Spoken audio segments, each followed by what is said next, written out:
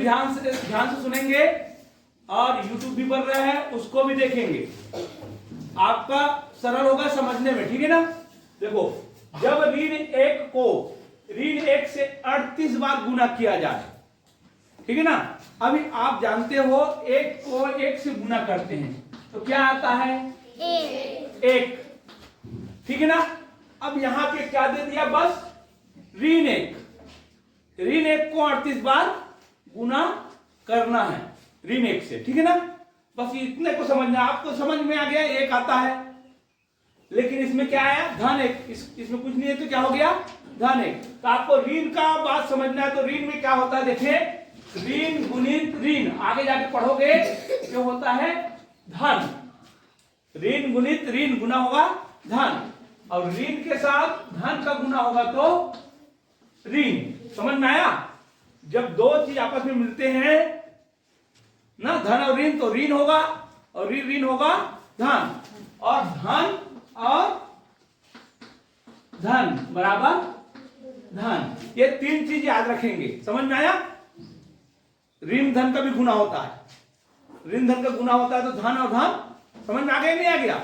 अभी यहां पे क्या किया मैंने? दोनों धन है तो कौन सा सूत्र उपयोग किया हूं? ए वाला ना। अब यहां पे कौन सा वाला उपयोग करना है? ए वाला, ठीक है। तो देखिए, ध्यान दे, ऋण 1 क्या हो गया? ऋण धन हो गया तो 1 ही हो गया। दूसरा बात, इसको फिर करना है ऋण 1 से धन 1 कर दिया, या इसको लिखने की जरूरत नहीं, आपको बता दिया। तो क्या हो जाएगा? ऋण 1, ये वाला सूत्र लगेगा ऋण 1, ध्यान दे। और नेक्स्ट बार देखिए, फिर से इस ऋण 1 को ऋण 1 से गुना करेंगे। ये ऋण 1 हमेशा रहेगा ना, ऋण 1 हमेशा रहेगा। अब क्या हो जाएगा? ऋण का गुना क्या बताया था आपको? धन 1। तो इसको लिखते रहिए, आगे धन को लिखते रहिए, ऋण को लिखना पड़ता है, ठीक है ना। अब फिर से करेंगे ऋण 1 को इससे गुना, क्या हो जाएगा? ऋण 1। समझ में आ रहा है? ये कुछ नहीं है, मैंने धन है, ऋण का धन होता है। अब ध्यान दें, एक बार में क्या हो रहा है? ये 2 और ये 3 और 4। आप ये समझे सभी? देखो, एक बार में क्या हुआ? धन। 2 बार में क्या हुआ? ऋण। 3 बार में क्या हुआ? धन। 4 बार में ऋण। आप अब कितना भी बार हो इसके आधार पर आप जान सकते हो। देखो, विषम संख्या है तो धन, सम संख्या है तो ऋण। तो ये क्या है? ये कौन सी संख्या है? सम संख्या की सम संख्या है। सम और विषम को कहां से देखते हैं? पीछे से। पीछे जो होगा वही होगा। तो ये क्या है? सम है, तो क्या होगा? उत्तर क्या आएगा? ऋण 1। इसमें भी सोच रहा है, देखो ऋण 1 आ रहा है ना सम में, तो क्या आएगा 38 बार में? ऋण 1। नहीं समझ में आ रहा है? अरे ऋण का गुना करेंगे तो धन होता है, 1 कम 1 ही आएगा, 1 आ गया। दूसरा बार में इसी 1 को फिर ऋण 1 से गुना करेंगे, जो आया उसी को गुना करना है, ठीक है ना। तो क्या आया? ऋण 1। कौन सा सूत्र लगा? ए वाला। फिर ऋण 1 को फिर ऋण 1 से गुना करें तो क्या हो गया? 1। अब आप इसको समझ में आना चाहिए, 1 बार में धन हो रहा है, 2 बार में ऋण हो रहा है, 3 बार में धन, 4 बार में ऋण है। तो हमेशा सम संख्या में क्या हो रहा है? ऋण। अब 100 बार बोलेगा तो क्या आएगा? कौन बताएगा? 100 बार गुना करने से क्या आएगा? बताओ तो। 100 बार गुना करने से ऋण 1। बाकी लोग सोच रहा है सम संख्या देखना है, ये सम संख्या है कि नहीं है? सम संख्या का मतलब अभी तक नहीं समझे हो क्या? सम संख्या माने आधा आधा बराबर हो जाए, उसको बोलते हैं सम संख्या। समझ में आ गया? बिना काटे पीटे। जैसे 3, ये सम संख्या नहीं हो सकता, क्योंकि आधा आधा कितना होगा? 1 होगा, और 1 क्या हो जाएगा? बच जाएगा। समझ में आ गया? 5, ये सम संख्या है क्या? नहीं सर। कितना बटेगा? 2 और 2, अरे बच जाएगा। समझ में आ गया? अगर बराबर बढ़ता है तो सम संख्या कहलाता है। तो 100 सम संख्या 50-50 बटेगा, तो क्या होगा? धन होगा कि ऋण होगा? ऋण आएगा। इसके हिसाब से देख लेना क्या आएगा, ऋण आएगा। ठीक है, तो ये है आपका फार्मूला सूत्र, तो उत्तर आ गया ऋण 1। ठीक है, चले हाँ देखिए ये सवाल, ये कौन सा सवाल है, कौन बताएगा, व्यंजक का सवाल। इस तरह से कोई भी सवाल आएगा, इसका अंक चेंज हो सकता है। ठीक है ना, ये 4 हो सकता है, 5 हो सकता है, समझ में आ गया, ये चेंज हो सकता है, लेकिन नियम वही रहेगा। इस कौन से नियम से बनता है, देखो एक सभी लिख सकते हैं, तो जानेंगे तो सही और का को तोड़कर हाँ तोड़कर भाग गुना की मित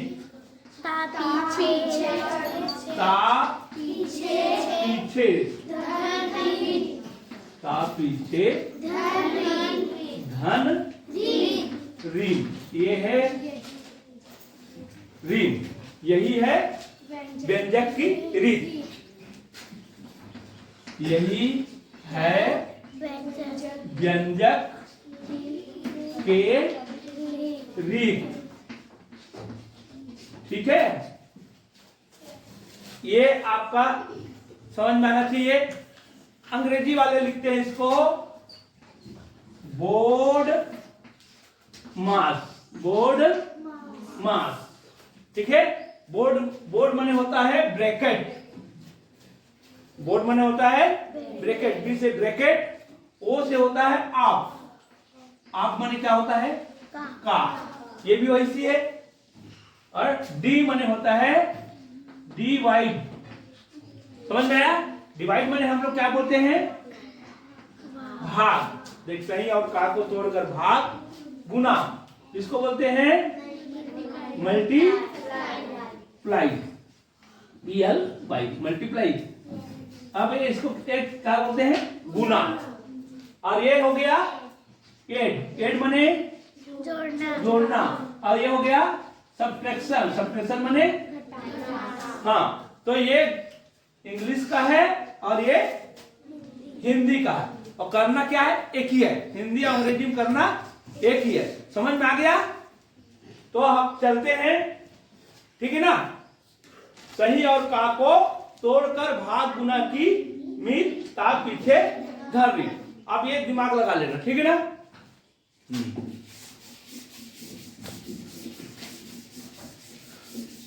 अब देखें, आप लोग समझ लेना, पहले करना ब्रैकेट को तोड़ना। देखो तो ब्रैकेट कौन से पहले तोड़ना, ब्रैकेट में भी कैसे तोड़ना है, सबसे छोटा वाले, तो छोटा वाले को पहले बना, तोड़ना मने बनाना, तोड़ना मने, तो ये है 6/2, क्या आएगा, 3 आएगा। तो बस इसको खत्म करके 3 लिखना है आपको, 2 गुणित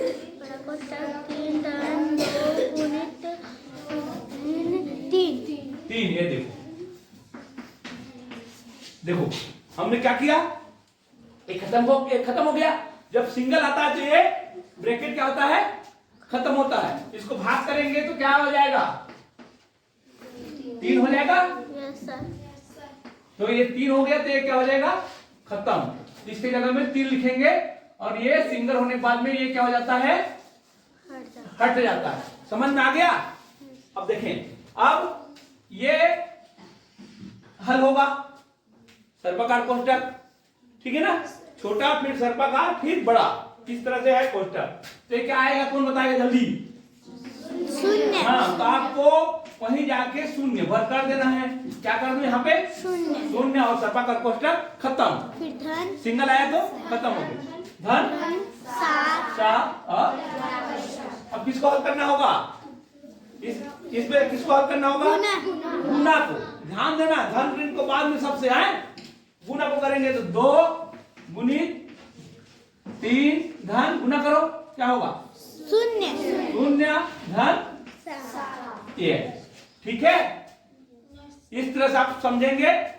अब देखो इसको हल करो, क्या आएगा, 10 आएगा, 10 बाहर आ गया, गुना 2 कितना हो गया, 20 बराबर 20। भारी है, तभी ध्यान दें, इसका सही उत्तर चुनना है आपको। तो आपको क्या करना है, मैं बताया था, जो बड़ी संख्या है उसको पहले लिखना है। तो इसमें बड़ी संख्या कौन सा दिखाई दे रहा है आपको?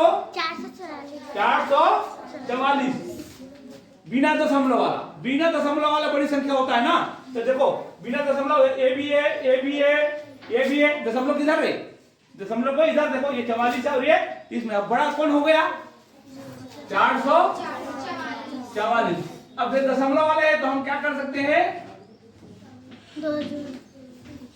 इसको आप कितना भी लगा सकते हो, लेकिन जरूरत के हिसाब से लगाएंगे तो ज्यादा से ज्यादा कितना दशमलव बाद 2, तो 2 ठो ही रखेंगे। समझ में आ रहा है? 2 ठो ही रखेंगे, ये हो गया। अब जैसे लिखते हैं, अब किसको लिखेंगे? डबल अंक। ये डबल कहां से लिखते हैं इसको? इधर से कि इधर से? पीछे से आएगा और ये आगे से आएगा, इधर से। क्या हो जाएगा ये? 4। ये दशमलव पास वाले है, उसी को लिखना है, यहाँ पे नहीं लिखना है, गलत हो जाएगा, ऐसे नहीं लिखना है। ठीक है? क्यों? 0 कहां बनेगा? उस पास। 0 किधर बनेगा? उस पास। ठीक, ऐसे। अब उसके बाद किसको देखेंगे? ये इसमें देखेंगे, ये है, ये है बड़ा, तो क्या है इसमें? 4.44 हो गया। अब कौन बच गया? ये भी हो गया, ये भी हो गया, ये भी हो गया। अब ये दोनों बच गया। ये दोनों पहले किसको लिखना है? इसको 4.04। उसके बाद ये 4.00। ध्यान देंगे और उत्तर को देखते रहेंगे। 8 दशमलव, और क्या कितना होगा? 20, 2, 10, 5। कितना है उत्तर? 500.88 आया उत्तर। इनमें से कोई नहीं, इनमें से कोई नहीं है ना, इनमें से कोई नहीं है, तो उत्तर हमारा राइट होगा। घबराने के बाद भी आपको बनाने आना चाहिए। ठीक है ना? चलो, 0.4 का 5% है। बताए हुए तरीके से आप समझेंगे और घर में भी बनाने के प्रयास करेंगे। ये YouTube बन के जाएगा, आप ध्यान देंगे दोबारा और अच्छे से पढ़ना है। ठीक है ना? आप जो स्कूल में जाओगे, सिलेक्शन होगा, वो आप लोग बाद में याद करोगे, बड़े होने के बाद में। अभी पता नहीं रहता, छोटे बच्चे रहते तो किसी को पता नहीं रहता। माँ बाप हमेशा अच्छे रास्ते की ओर ले जाना चाहते हैं। ठीक है ना? तुम्हारे माँ बाप इतना दूर से लाते हैं। ठीक है ना? तो आपको देखना है, उसको समझना है, क्यों इतना जो अपना ड्यूटी छोड़ के यहाँ तक लाते हैं, पढ़ने के लिए जबरदस्ती भेजते हैं, सवेरे उठाते हैं। ठीक है ना? तो आपका अच्छा के लिए कर रहे हैं। ठीक है?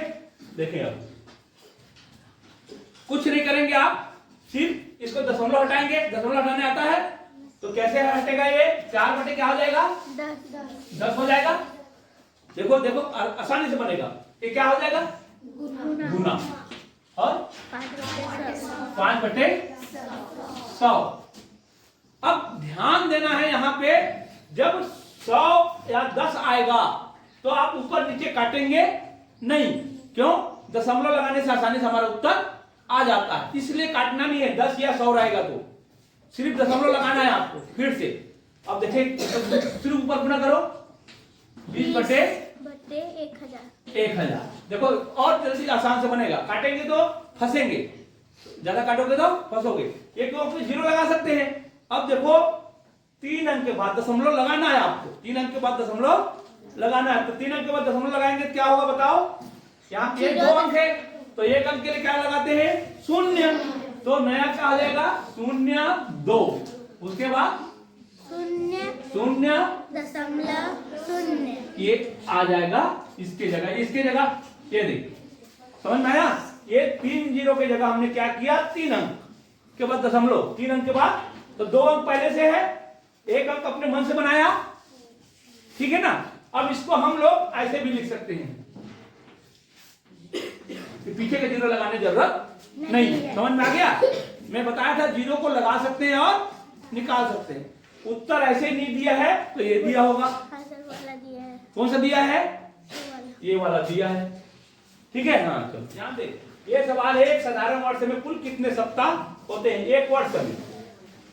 समझ में आया? एक वर्ष में सप्ताह आप लोग को पता नहीं है, लेकिन एक वर्ष में कितना दिन होता है किसको पता है?